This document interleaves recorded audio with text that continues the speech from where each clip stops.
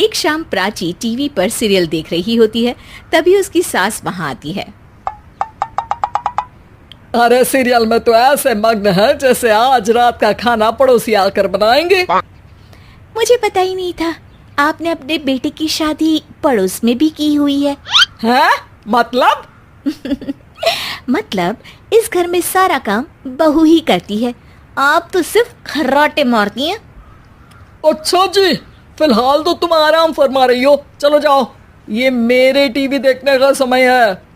आहा, इसीलिए मुझे भगाया जा रहा है। सॉरी, अब तो बिल्कुल नहीं जाऊंगी। प्राची की इस बात पर दोनों सास बहू के बीच टीवी रिमोट के पीछे बच्चों जैसे छीना झपटी शुरू हो जाती है, जिसके बीच श्लोक भी काम से घर वापस आ जाता है।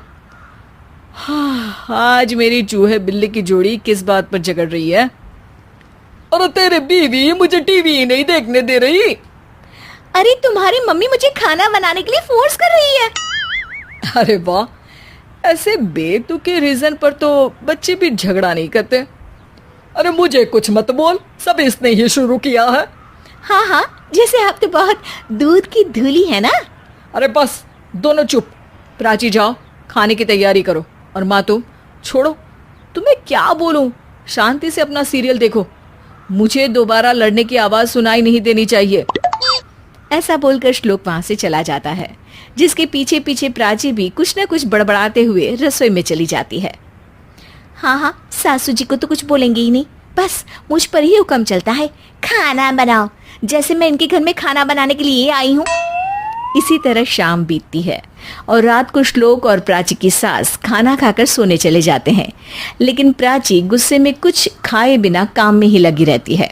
इस घर में किसी को घंटा फिक्र नहीं पड़ता, मैं खाऊं या भूखी रहूं। प्राची कुछ देर के लिए रसोई से बाहर जाती है और जैसे ही वापस आती है तो वहां दूध का भरा ग्लास देखकर हैरान रह जाती है। फिक्र पूरी है, बस दिखाना नहीं है।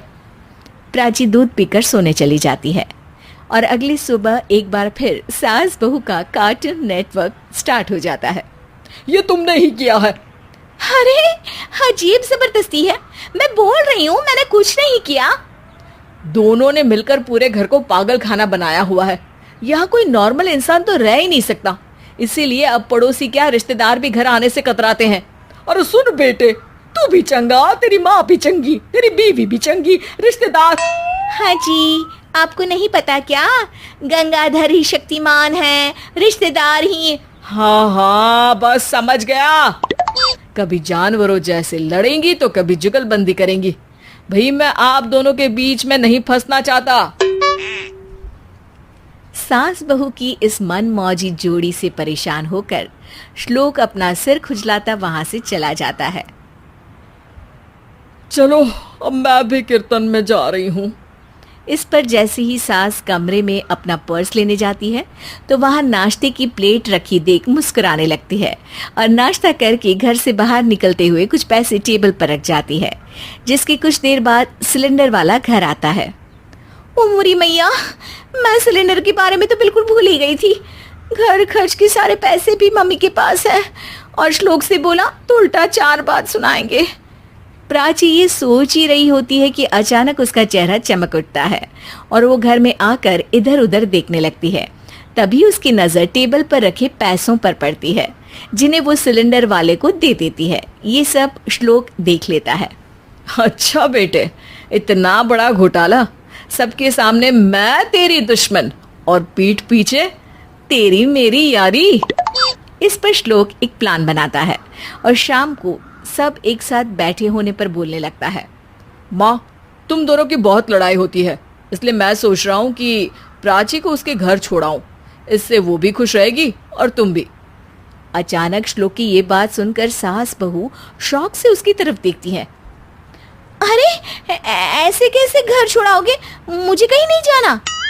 अरे तुमने बोला नहीं पर मैंने सुन लिया, तुम्हें मम्मी के साथ रहना अच्छा नहीं लगता, मुझे पता है। अरे वाह, अरे जब बहू खुद कुछ काम बोले तो वो तुझे सुनता नहीं, और अब जो इसने बोला ही नहीं वो तू समझ गया। जब उसे नहीं जाना तो फिर जबरदस्ती क्यों कर रहा है? अच्छा, फिर आपको मौसी के घर छोड़ाता हूँ, बस अब आप दोनों एक घर में एक छत के नीचे नहीं रह सकती।